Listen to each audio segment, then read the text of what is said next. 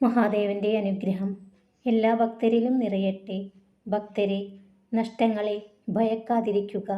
പ്രതിബന്ധങ്ങളെ അതിജീവിച്ച് ഒരു പാഠമായി കാണുക.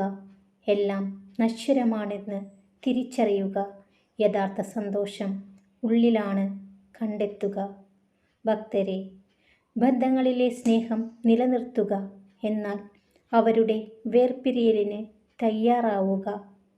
ഭക്തരെ, നിങ്ങളെ മനസ്സിലാക്കാത്തവരുടെ മുന്നിൽ ഒരിക്കലും ഹൃദയം തുറന്ന് സംസാരിക്കരുത്. പിന്നീട് അവർ ആയുധമായി ഉപയോഗിക്കും. നിങ്ങൾ നന്നായാൽ മാത്രം മതി.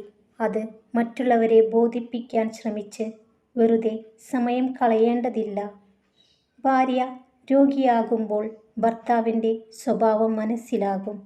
ഭർത്താവ് ദരിദ്രനാകുമ്പോൾ ഭാര്യയുടെ സ്വഭാവം മനസ്സിലാകും. മാതാപിതാക്കൾ വാർദ്ധക്യത്തിലെത്തുമ്പോൾ മക്കളുടെ സ്വഭാവം മനസ്സിലാകും. കുടുംബസ്വത്ത് ഭാഗം വയ്ക്കുമ്പോൾ കൂടപ്പിറപ്പുകളുടെ സ്വഭാവം മനസ്സിലാകും. ഭക്തരെ, നിങ്ങൾക്ക് ഭയമില്ലെന്ന് തോന്നിത്തുടങ്ങിയാൽ അവർ നിങ്ങളെ ഭയക്കാൻ തുടങ്ങും. ഭക്തരെ, എത്ര മനോഹരമായാണ് മനുഷ്യൻ വാക്കുകൾ കൊണ്ട് പറ്റിക്കപ്പെടുന്നത്.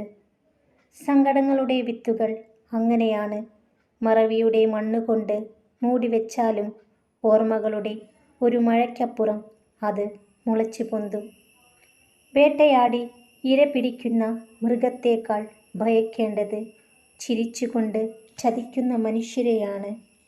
ഭക്തരെ, അത്രമേൽ ഒരാൾക്ക് നിങ്ങളുടെ മനസ്സിനെ മുറിവേൽപ്പിക്കാൻ പറ്റിയിട്ടുണ്ടെങ്കിൽ അതിന് പിന്നിൽ ഒരൊറ്റ കാരണമേയുള്ളൂ. നിങ്ങൾ അയാളെ അന്ധമായി വിശ്വസിച്ചു, അന്ധമായി സ്നേഹിച്ചു, അന്ധമായി ചേർത്തു നിർത്തി.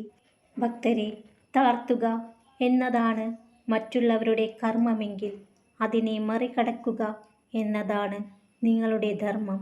തോറ്റുകൊടുക്കില്ലെന്ന് നിങ്ങളും വെട്ടിയാൽ മുറി കൂടുമെന്നുള്ള മനസ്സിനെയും ഒരുക്കിയെടുക്കുക.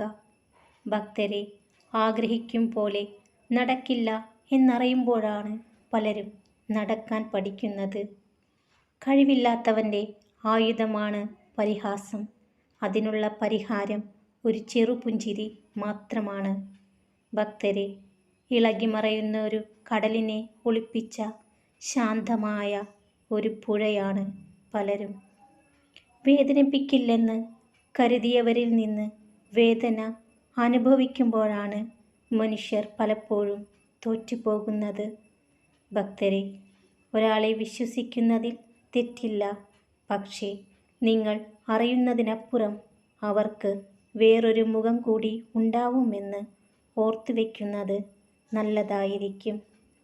ഭക്തരെ, മാറി നടക്കണമെന്ന് മനസ്സിലുറപ്പിച്ച അതേ വഴികളിലൂടെ ഗതികേട് കൊണ്ട് നടക്കേണ്ടി വന്ന നിസ്സഹായതയിലാണ് പല നല്ല മനുഷ്യരും തോറ്റുപോയത്.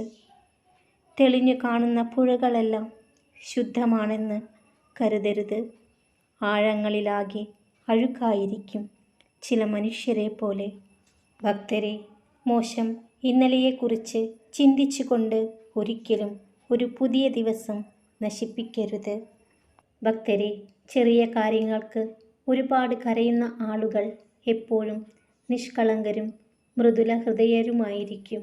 ജീവിതം എത്ര ആർഭാടങ്ങൾ കൊണ്ട് സുന്ദരമാക്കിയാലും സ്വഭാവം നന്നാവാതെ അതിനൊരു വിലയും ഉണ്ടാകില്ല. ദേഷ്യത്തെ പേടിക്കേണ്ട, അത് സ്നേഹം കൊണ്ടാണ്. പക്ഷേ അവഗണനയെ പേടിക്കണം, അത് വെറുപ്പ് കൊണ്ടാണ്. ഭക്തരെ, നിങ്ങൾ ചുമക്കുന്ന ഏറ്റവും വലിയ ഭാരം നിങ്ങളുടെ ചിന്തകളാണ്.